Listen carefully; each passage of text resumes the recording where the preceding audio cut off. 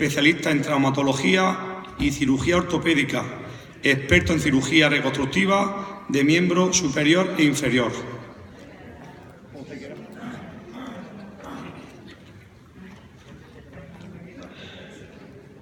Bueno, buenas tardes.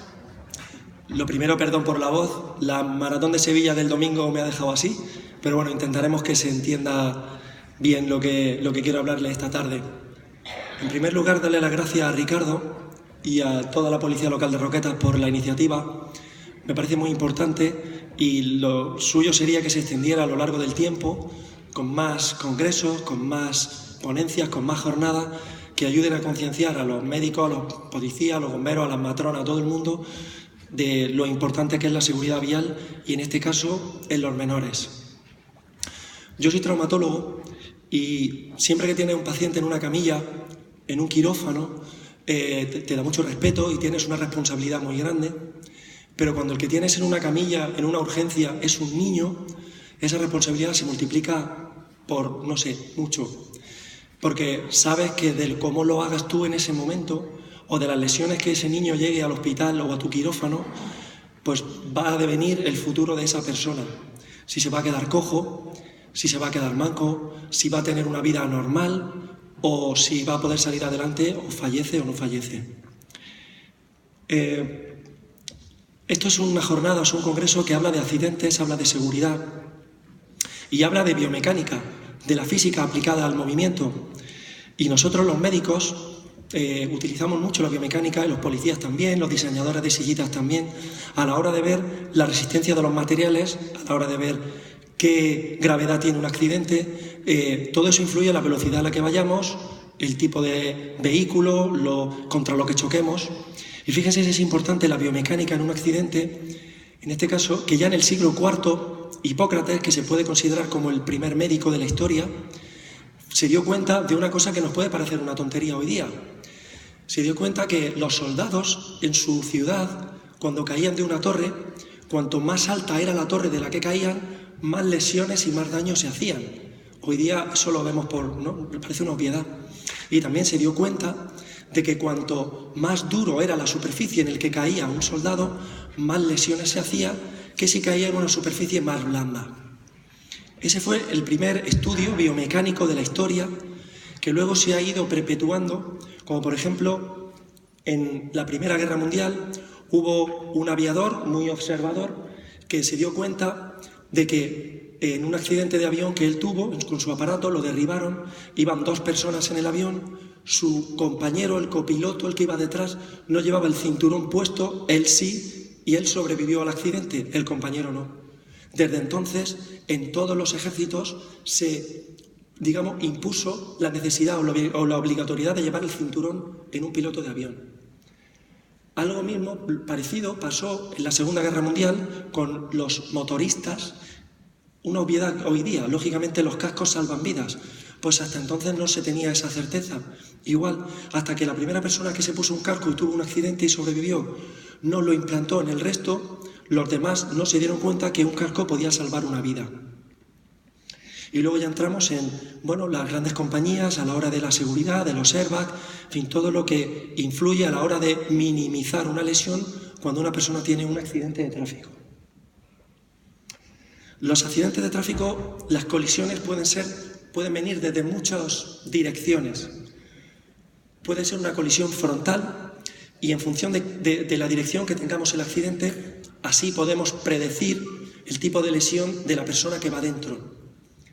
Si una persona, un niño, va en un coche y tiene un accidente en el cual el coche de su padre o de su madre choca de frente, empiezan las lesiones que se pueden producir. En este caso, si no lleva el cinturón, por ejemplo, en los primeros 50 metros de frenada, esa persona va a pegar contra la rodilla, pega contra el salpicadero del coche, ya sea el conductor, ya sea el acompañante. Y lo primero que se encuentra el cuerpo de la persona al pegar contra el salpicadero es la rótula. Si la energía es lo suficientemente intensa como para que el coche siga deslizándose, lo segundo que se encuentra es el fémur, lo tercero que se encuentra es la cadera y lo cuarto que se encuentra es la pelvis. Con lo cual podemos estar ante una fractura de rótula, una fractura del fémur, una luxación de la cadera o una fractura de pelvis, solamente ya en los primeros 50 metros de frenada. Si el coche sigue avanzando y en este caso chocando, digamos, cuando va al metro 70 al 80, automáticamente ya el conductor en este caso pega contra el esternón, las costillas, y si pega con el esternón, el órgano que hay detrás es el corazón. El esternón puede parecer un hueso muy frágil, es un hueso muy plano, muy fino, está aquí delante, en la zona de la corbata, pero es un hueso muy resistente. Cuando nosotros vemos una fractura de esternón es porque el tortazo ha sido de campeonato. Y automáticamente siempre lo que tienes que ver es que lo que hay debajo, que es el corazón, no tenga algún problema. Puede tener una rotura del miocardio, puede tener un hemocardio, es decir, sangre dentro del corazón, puede tener una rotura del pericardio, de las zonas que envuelven, de las capas que envuelven el corazón, en fin, que es un traumatismo muy, muy grave. El primer desplazamiento, cuando uno tiene un accidente, puede ser, en este caso, que vaya hacia adelante, y por eso pega contra el volante, contra el salpicadero, o que en este caso rebote, digamos, en el asiento, y en este caso el conductor, el copiloto, sin su cinturón, puede golpear, sale disparado hacia arriba, como cuando en los dibujos animados pulsan el botón de eyección y sale por encima casi del techo en los aviones, pues igual. Y en este caso, la parte de la anatomía que se lleva el castigo es la cabeza. Traumatismos craneoencefálicos, traumatismos faciales y traumatismos cervicales. Siempre que hay un traumatismo craneoencefálico, que no deja de ser un golpe en la cabeza, siempre tenemos que descartar un traumatismo facial, porque, o al revés, cuando hay un traumatismo en la cara, siempre tenemos que descartar un traumatismo craneoencefálico, luego veremos. Y siempre que hay un traumatismo craneoencefálico, siempre tenemos que ver que las cervicales estén bien, sobre todo en los niños, porque el 25% del peso corporal de un niño está en su cabeza. Entonces, una lesión por un bamboleo, por una colisión trasera, va a hacer que a una mayor masa biomecánica, el movimiento que va a recorrer la cabeza hacia adelante y hacia atrás va a ser muchísimo mayor. Y las consecuencias para la cabeza o para las cervicales se multiplican mucho más que si fuera un adulto.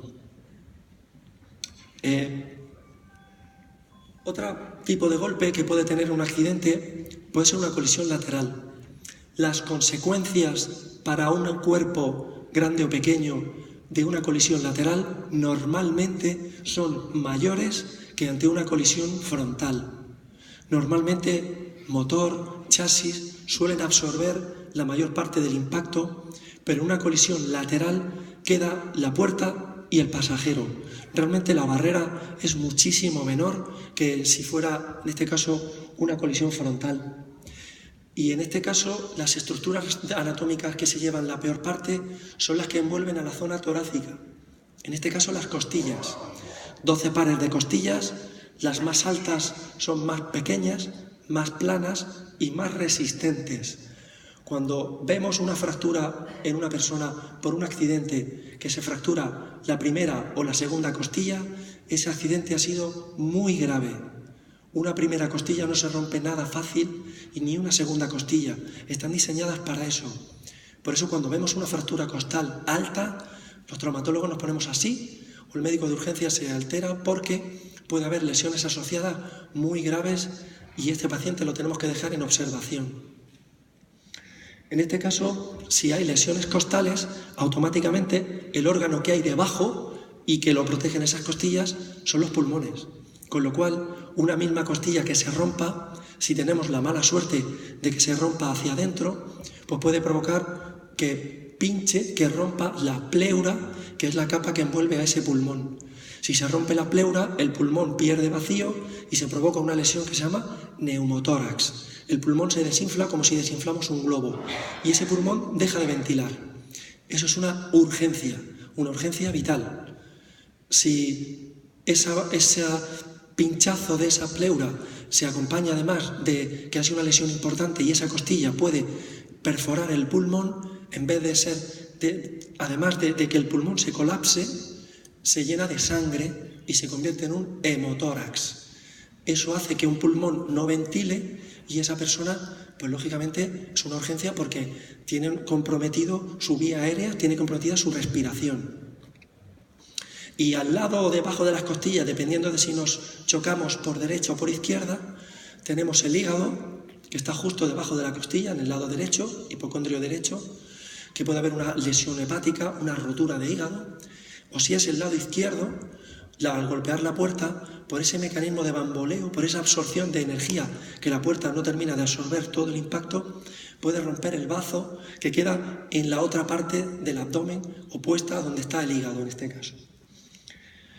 En este caso, por ejemplo, roturas hepáticas o roturas de bazo inicialmente pueden pasar desapercibidas porque provocan sangrados, pero como la cavidad abdominal es grande, pues hasta que ese sangrado no es importante y no empieza a irritar el peritoneo y el abdomen se pone duro y al paciente le duele o el paciente se choca, pierde la conciencia porque ha perdido 1 litro de sangre que está en su barriga, no nos damos cuenta. Y a veces hay traumatismos que no parecen importantes porque la deformidad de la puerta no ha sido importante y es lo que yo comentaba antes, un traumatismo cerrado. El paciente aparentemente está bien, a lo mejor tiene una pequeña laceración por el cinturón, por fuera, que la vemos, una equimosis, es decir, un hematoma, y sin embargo por dentro el paciente se ha zarandeado como si fuera un sonajero y ha provocado una rotura de bazo o una rotura hepática, con unas consecuencias muy, muy graves. ¿Qué pasa cuando, en este caso, el golpe nos lo dan por detrás? Bueno, dependiendo de la velocidad, en principio las consecuencias son bastante menores. Siempre dicen que hasta a partir de los 20-30 km por hora es cuando las lesiones se pueden, digamos que el vehículo es capaz de absorber impactos y que no le llegue mucho a la cervical. Pero si el niño no lo tenemos bien sentado en su sillita, o si nosotros vamos sin cinturón, o si venimos con el niño, porque total, si va a ser a la esquina que la abuela vive aquí y lo tenemos en brazos, las lesiones de bamboleo, en este caso a nivel cervical en un niño, son muchísimo más importantes que en un adulto. Partimos de la base de que una lesión cervical en un niño es un poco frecuente, pero sí que una lesión a nivel cerebral sí que puede ser más importante por lo que hemos comentado, por el peso de la cabeza. Y el cerebro puede moverse dentro del cráneo, el cerebro flota dentro de un líquido que se llama líquido cefalorraquídeo y ese movimiento de vaivén, de flexoextensión, de golpear hacia adelante, puede hacer que el cerebro golpee contra la parte frontal y luego contrarrebote en la parte occipital y entonces provocar lesiones internas a nivel cerebral sin que tenga una fractura, una lesión de scalp, que es una lesión en la que el pelo se levanta, o un traumatismo penetrante de la cabeza. No tiene por qué pasar eso. Puede haber una lesión en la cabeza de un niño con un niño aparentemente inmaculado, sin ningún tipo de lesión, por lo menos externa. Y luego ya lesiones más graves, lesiones por vuelco. Ni que decir tiene que si una persona sale despedida de un coche, la posibilidad de que se muera pasa a ser 4 a 6 veces más que si esa persona tiene su cinturón bien puesto. Porque, lógicamente, lesiones de todo tipo, fracturas de todo tipo, sobre todo traumatismo cráneoencefálico, es lo que va a provocar normalmente el fallecimiento. Lesiones por alta energía. Lesiones por golpeo con el interior del coche, muy importante, lo que hemos dicho. Pues, ojo con las contusiones con los laterales del coche, que a lo mejor, insisto, parece que no vueltas de campana, sino trompos, por ejemplo, en el cual ese movimiento de bamboleo en un niño que golpee contra una puerta, que golpee contra el lateral, no tenemos que perderlo de vista. Muy importante, los movimientos, ya digo, de bamboleo lateral o de bamboleo hacia adelante, porque pueden tener consecuencias aunque el aspecto físico del niño cuando lo saquemos de un vehículo sea normal. Ojo a eso. E importante también, ojo a las lesiones de toda la columna, porque toda la columna sufre el patrón de carga, en este caso el vector, no solamente unidireccional, me dan por detrás, yo hago el movimiento en un plano, o colisión lateral, yo hago movimiento, salgo despedido en el lado contrario. No, en un vuelco estamos dando movimientos en diferentes ejes del espacio y en diferentes planos, con lo cual muchísimas estructuras se pueden lesionar. Y una estrella de la que los traumatólogos tenemos muchísimos clientes son los atropellos. Típico niño que se despista jugando y típico niño que le atropellan. Le pueden atropellar dando marcha atrás, Dando marcha atrás se suele atropellar a los muy pequeños, normalmente menos de 4 años. Afortunadamente, las lesiones por atropello dando marcha atrás son pequeñas, en este caso. Nos damos cuenta enseguida, normalmente el conductor se suele dar cuenta rápido y las consecuencias no son especialmente graves. Pero sí que el atropello fetén es el atropello entre los 5 y los 9 años. Estamos jugando, jugamos con los niños juegan, nuestros hijos juegan, nos despistamos, salen corriendo persiguiendo a otra persona, persiguiendo un balón y automáticamente viene un coche, el niño sale entre 2 coches, lo atropellan. El atropello tiene varias fases. Primera fase es cuando el conductor ve que el niño viene, frena. Al frenar, el vehículo, el morro baja y normalmente suele provocar lesiones por golpeo con el parachoques, parte baja de la pierna. Todo depende de lo alto que sea el niño, pero suele ser parte baja de la pierna. La tibia es la estrella. Tibia, tobillo, pero normalmente la tibia. ¿Por qué? Primero por el vector de fuerza. Es una fuerza perpendicular que aplicamos sobre un hueso que está completamente recto. Segundo, porque la tibia está justo expuesta. Está la piel, un poquito de tejido celular subcutáneo y luego va la tibia. Con lo cual es un golpe directo que puede lesionar muy frecuentemente la tibia. Y entonces, ya digo, si el conductor no se ha dado cuenta y no pega el frenazo, la lesión, entonces el coche no baja, el capó sube y la lesión que le puede provocar es en pelvis, o en este caso o el abdomen. Pero si se da cuenta y con el frenazo, suele ser la zona baja. Y claro, la tibia, que es un hueso que está muy expuesto, pues la patrón estrella es la fractura abierta. La fractura abierta es cuando el hueso queda al aire. El coche, en este caso el parachoque, corta, o la tibia, que es un hueso muy fino, la espinilla, es un hueso muy fino, y con un golpe no muy importante, la piel queda al aire. Eso se llama fractura abierta.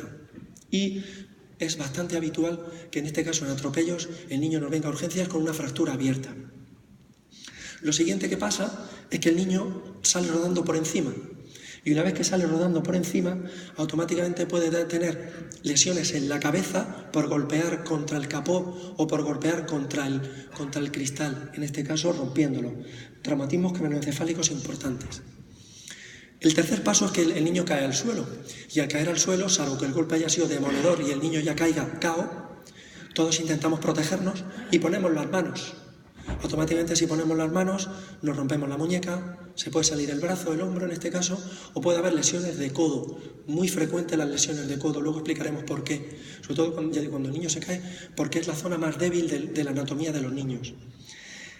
Y si la energía ha sido muy potente, la cuarta etapa, que es ya la definitiva, es que el coche pasa por encima. Son lesiones por arrastre, o en este caso, donde el neumático pasa por encima de la anatomía del pequeño, puede ser de una pierna, con lesiones por aplastamiento muy graves, o pueden ser por un abdomen, con lesiones también realmente muy graves. Otro patrón estrella que vemos mucho en urgencias son las bicicletas, o si el niño es un poquito más mayor, las motos.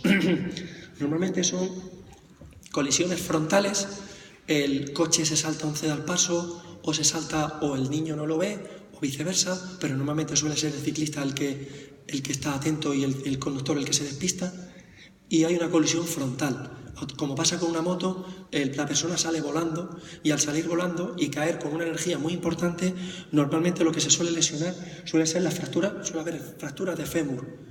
Cuando una persona se rompe el fémur, insisto, no hay que ser muy inteligente, es una fractura de muy alta energía, porque es un hueso muy resistente, muy resistente.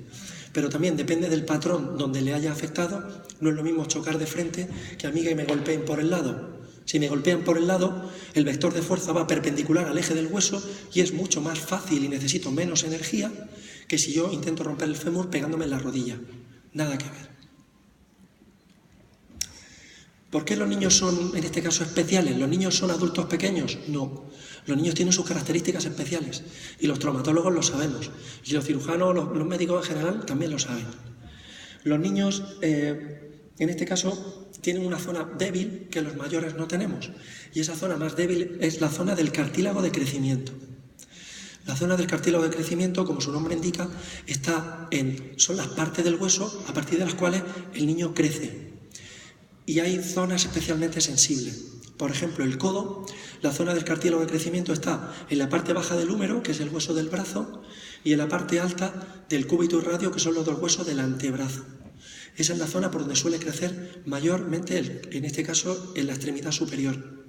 Y en el pierna, la zona por donde crece mayormente es la parte de encima de la rodilla, tercio distal del fémur, y la parte alta de la tibia, que es la parte baja, en este caso, de la rodilla. Esas zonas aproximadamente suponen la mayor parte del crecimiento, del potencial de crecimiento. Y esa zona de crecimiento, que son esas líneas blancas que se ven en la radiografía, son las zonas más débiles. Si una fractura, si un niño se va a golpear, no se suele golpear en la zona donde está la caña del hueso, digamos, se suele golpear en la zona donde el hueso crece, porque es como si fuera una zona blanda. Y si un niño, por ejemplo, se cae, caída de columpio, típica, niño en un columpio se cae para atrás, se va a romper siempre en el cartílago de crecimiento. Y si un niño tiene un accidente y le atropellan, se va a romper casi siempre por la zona del cartílago de crecimiento, porque es la zona más débil. Y esa zona los mayores no la tenemos. Los mayores, como ya dejamos de crecer, eso se calcifica y se hace resistente. Todo lo que tenga calcio se hace resistente. Entonces, digamos que nosotros no nos preocupamos, pero los niños sí. Esta es la zona del crecimiento de la rodilla, tanto arriba como abajo, o de la zona del talón, cuando un niño se cae desde una altura, por ejemplo. Se lesiona también muy frecuente. Y claro, cuando hay una fractura en una zona de crecimiento, dependiendo del grado, pues tiene una gravedad mayor o menor. Este es el patrón de las lesiones más frecuentes en la zona del crecimiento. La zona de color así azul es la zona por donde crece y puede haber hasta 5 o 6 tipos de lesiones. Una lesión tipo 1, nosotros los traumatólogos le llamamos epifisiolisis, que tiene un nombre súper raro, pero es que la zona de crecimiento se llama epífisis y nosotros le llamamos epifisiolisis. Lisis es cuando se rompe. Entonces puede ser una epifisiolisis tipo 1, que es donde el cartílago de crecimiento se rompe en este plano, una tipo 2, cuando rompe en ese plano y un poco para arriba, hasta la más chunga, la peor, que es cuando la zona del cartílago de crecimiento se aplasta entera. Se aplasta entera provocando una epifisiolisis muy grave. Claro, si se daña la zona de crecimiento en un niño, la consecuencia que va a tener, ¿qué va a ser? Pues que esa zona va a dejar de crecer. Y si esa zona deja de crecer, es por lo que un niño, cuando termine su crecimiento, si se ha roto el fémur o la zona de crecimiento de la tibia, esa pierna le va a quedar más corta. O si tiene la mala suerte de que se dañe en la zona de abajo, en este lado, en la zona derecha, esa zona cicatriza y automáticamente las células de crecimiento mueren. Pero la zona de al lado sigue creciendo, con lo cual se producirá cuando termine el crecimiento una deformidad angular. La pierna se le torcerá a ese niño. Se le torcerá en el plano de frente, como si se hubiera escapado un caballo, o como si tuviera, entre paréntesis, la rodilla, o en este caso como si fuera una X. Y eso es por una lesión en una zona de crecimiento.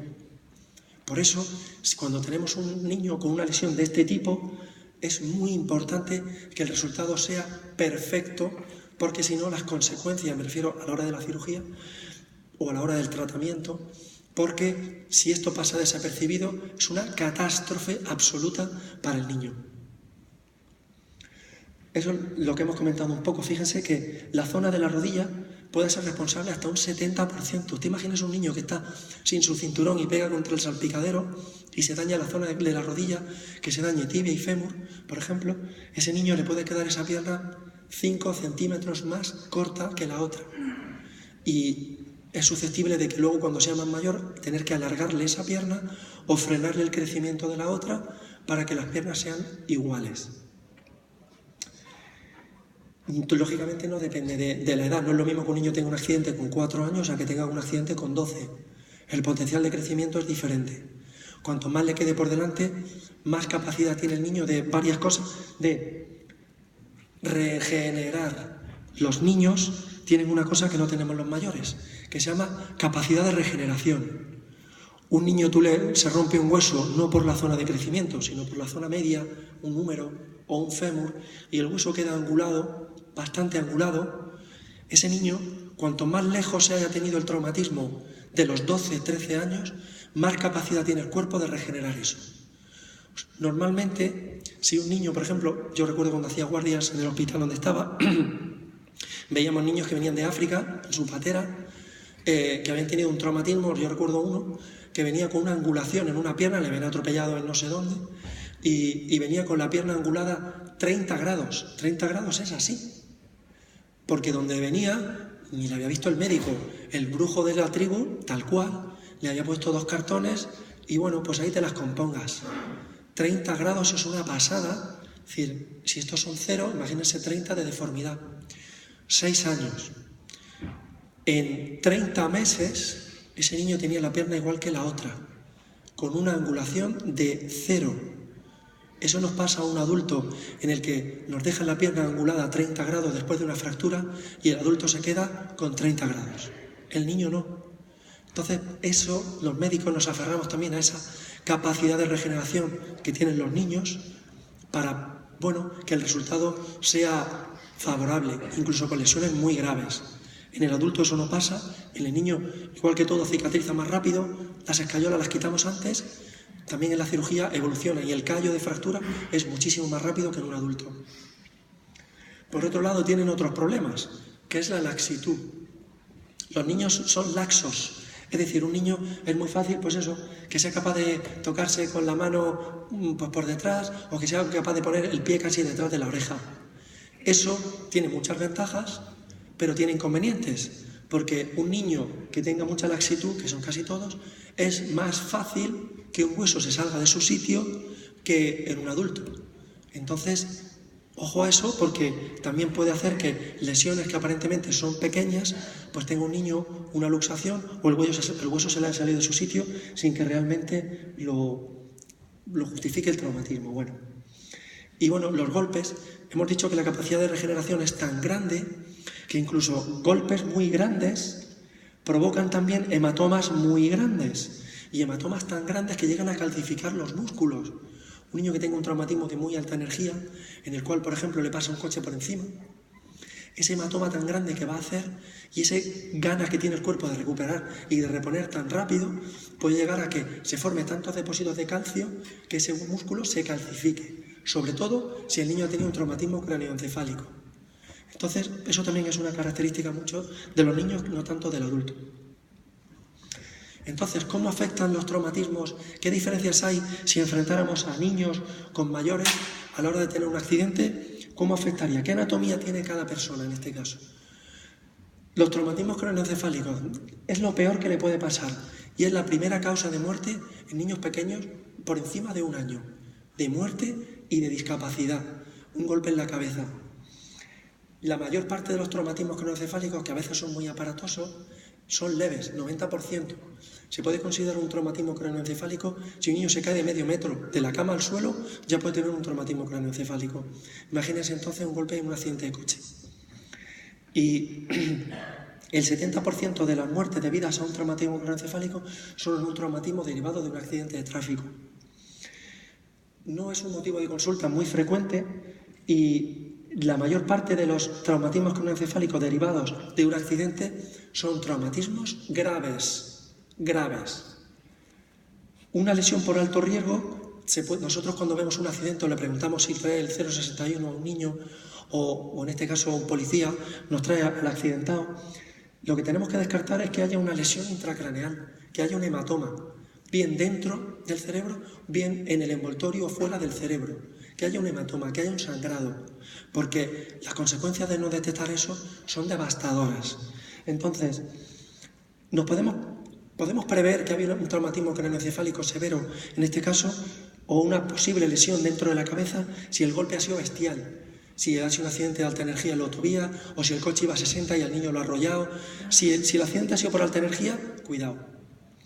Ojo si el niño, cuando lo estamos atendiendo, sufre una convulsión. Hace una convulsión, eso ya te indica que ese accidente ha sido muy feo y que probablemente ese niño haya que hacerle un TAC porque en su cabeza hay algún problema. Ojo también cuando el niño haya perdido el conocimiento más de 1 minuto. Eso es muy difícil de saber, sobre todo porque son situaciones rápidas, donde se interviene muy rápido, todo el mundo está nervioso. parece que el niño ha perdido el conocimiento o no, en fin, pero si tenemos la certeza de que ha sido en 1 minuto o más, ojo, porque puede haber una lesión dentro de la cabeza del niño. Por supuesto, si hay una lesión penetrante, si ha habido un golpe, si el niño ha salido despedido o ha sido un atropello y automáticamente vemos una herida en la cabeza y al palparle vemos que esa herida llega en profundidad o somos capaces de ver que la calota, que es el hueso, ha perdido continuidad y somos capaces de meter el dedo. Ojo si el niño echa sangre por la nariz o por la oreja. Eso también puede dar lugar a sospechar una fractura de base de cráneo o una fractura de la zona frontal. Ojo si el niño tiene, luego veremos en qué consiste la escala de Glasgow, si el niño está somnoliento o no responde cuando nosotros le llamamos. Y por supuesto, si nosotros le tocamos y vemos que hay crepitación, en este caso en la cabeza, ya directamente si hay una fractura, lo primero que tenemos que descartar es que hay una lesión dentro del cráneo. Hay diferentes tipos de traumatismos craneoencefálicos. Una conmoción es una pérdida del conocimiento que dura poco, muy poquito, menos de 1 minuto, y el niño no se acuerda. Al niño le preguntamos y hay un momento donde hay un blackout y no se acuerda de dónde está ni de lo que ha pasado, pero se despierta, no tiene consecuencias. Pero una contusión se produce en la lesión que hemos comentado antes. Por ejemplo, una lesión por vuelco en el cual el niño no está bien sujeto y el cerebro golpea contra algo o simplemente el propio bamboleo, la propia energía hacia adelante y hacia atrás. Ese cerebro golpeando hacia un lado o hacia otro, puede provocar, como en este caso, una hemorragia cerebral. ¿Tiene que haber alguna fractura? No tiene por qué. ¿Puede haber alguna lesión en la piel, en el cuello cabelludo? No tiene por qué. El niño está impecable. ¿Puede haber hecho una convulsión? No tiene por qué, ni que sangre en la nariz. Y sin embargo, contragolpeo, un golpe de frente y golpeo contra atrás y hacer una hemorragia cerebral. Por supuesto, en este caso, la pérdida de conocimiento es mucho más prolongada y al ser una contusión, ¿contra qué pegamos? ¿Pegamos contra adelante o pegamos contra el lateral? Cuando hay una fractura de cráneo está todo muy claro, o si hay un scalp, que es un scalp es cuando se levanta el cuero cabelludo, se levanta hacia arriba, un golpe, una caída contra el asfalto y se levanta y queda la calota, queda el hueso expuesto. Eso es una lesión por scalp. Y eso también estamos obligados a llevarlo rápido al hospital porque probablemente debajo de todo eso haya una lesión cerebral. La columna de los niños, ¿qué particularidades tiene? Pues tiene que, bueno, como son muy laxos, hay una menor incidencia de lesiones. Es decir, los niños se suelen lesionar la columna menos que los mayores. Pero tiene una particularidad. Los niños pequeños, menores de 8 años, por el bamboleo, lo que se suele dañar son las partes altas de la columna cervical. Las cervicales tienen 7 vértebras, las partes altas son C1, C4, más o menos. Y esos son en niños más pequeños. Y en los niños un poquito más grandes se dañan las vértebras que quedan más cerca del tórax. La C4, la C7 y de C7 hacia abajo. Una cosa muy importante es que ojo cuando haya un niño que tenga un golpe en la cara, un traumatismo facial o si ha tenido un TCE. Si ha tenido un TCE, un traumatismo craneoencefálico, por supuesto, si el niño viene inconsciente, siempre tenemos que sospechar una lesión cervical. Porque es una catástrofe que haya una lesión cervical y no la diagnostiquemos porque el niño esté inconsciente y no sepamos preguntarle que nos mueva las manos o los pies. Porque del 3 al 5% de niños que están inconscientes y han tenido un traumatismo facial o un traumatismo craneoencefálico pueden tener una lesión cervical y nos la comemos. O sea que ojo con todo eso. Hay un tipo de lesión medular, en este caso lesión a nivel de columna, que es ese nombre tan raro, escívora. Escívora es una lesión de la médula, pero con una radiografía o una resonancia completamente normal. Para que en un adulto haya una lesión medular, normalmente suele haber un estallido de la vértebra rompe y ese pico de la vértebra invade el canal donde van los nervios y comprime o daña la médula espinal. Dependiendo del nivel donde dañe, pues puede morirse, puede quedarse tetrapléjico. Si hay una lesión cervical de la vértebra cervical C4 hacia arriba, el paciente muere. Porque todos los centros respiratorios de corazón a nivel están a ese nivel, con lo cual se interrumpe el estímulo del cerebro al corazón, a pulmones, tal, el paciente muere. De C4 hacia abajo, el paciente queda tetrapléjico. Dependiendo del nivel donde haya la afectación, puede quedar tetrapléjico o si es a nivel torácico, queda parapléjico. En este caso, en los niños, este síndrome en particular, el niño está inconsciente, viene con un TCE, la resonancia viene sin fractura o la radiografía viene sin fractura, pero el niño sufre una tetraplegia o una paraplegia. Y son lesiones en las cuales simplemente el propio bamboleo, la propia contusión, sin provocar una fractura, provoca un edema, un hematoma en la médula, que es una zona súper sensible, y el niño queda parapléjico o tetrapléjico. La buena noticia es que suele ser una situación pasajera y suele ser una situación reversible, pero el susto te lo llevas. Y también importante en lesiones medulares en niños, que el niño, aunque esté inconsciente, se haya hecho pis. Ojo a esto, porque una lesión en un niño que se haya hecho pis encima puede ser susceptible de que haya una lesión medular. O simplemente con que nosotros le cojamos las manos y que nos apriete con fuerza. Normalmente cuando hay una lesión medular, el niño suele tener flacidez. Flacideces que son bien de trapo o no es capaz de apretar, no es capaz de juntar los dedos ni de separarlos, no es capaz de abrir y cerrar una mano. Simplemente cogiéndole las manos y que nos apriete, como hace el árbitro con el boxeador, que le apriete con fuerza, eso nos está diciendo que ese niño tiene conexión cerebro-médula espinal. Luego están las escalas que usamos los médicos para ver realmente, tipificar qué grado de conciencia tiene ese niño, y se utiliza internacionalmente esto que es la escala de Glasgow. En el adulto, la escala de Glasgow, cuando una persona tiene un traumatismo craneoencefálico, tiene 15 puntos. Entre 13 y 15 la persona está normal, pero se considera un traumatismo craneoencefálico grave cuando tú le preguntas a una persona, por ejemplo, le dices, ¿cómo se llama usted? La persona no te responde, por ejemplo, ya le das un punto. ¿Sabe qué día estamos? ¿Sabe qué le ha pasado? Tal. Si la persona está completamente desorientada o la respuesta que nos da, vamos sumándole puntos, si es capaz de abrir los ojos o no, si responde a nuestras órdenes o no. Si la puntuación es menos de 8, esa persona suele estar inconsciente y suele necesitar intubación. Suele estar la cosa muy fea. Un traumatismo craneoencefálico severo. Entre 9 y 13, traumatismo importante. Y por encima de 13 a 15, traumatismo leve. En los niños, algo parecido. Niños muy pequeños, igual vemos si los niños están irritables, si están con llanto, si el llanto es distinto, sobre todo los padres, si hay quejido, si es un llanto distinto. En este caso, si son capaces, nosotros les sujetamos y el niño es capaz de sujetar su cabeza, si la cabeza la echa hacia atrás o no la echa, si abre los ojos espontáneamente, le podemos pellizcar para que el niño vea su capacidad de respuesta. Igual, en función de la puntuación, traumatismo craneoencefálico severo o traumatismo craneoencefálico leve. El tórax, los niños, sus costillas son muy flexibles, son chicles. Por lo tanto, siempre que veamos son mucho más flexibles que los adultos. Ojo a las fracturas costales en los niños. Y ojo, porque no tiene por qué haber una fractura costal en un niño y que haya una repercusión pulmonar.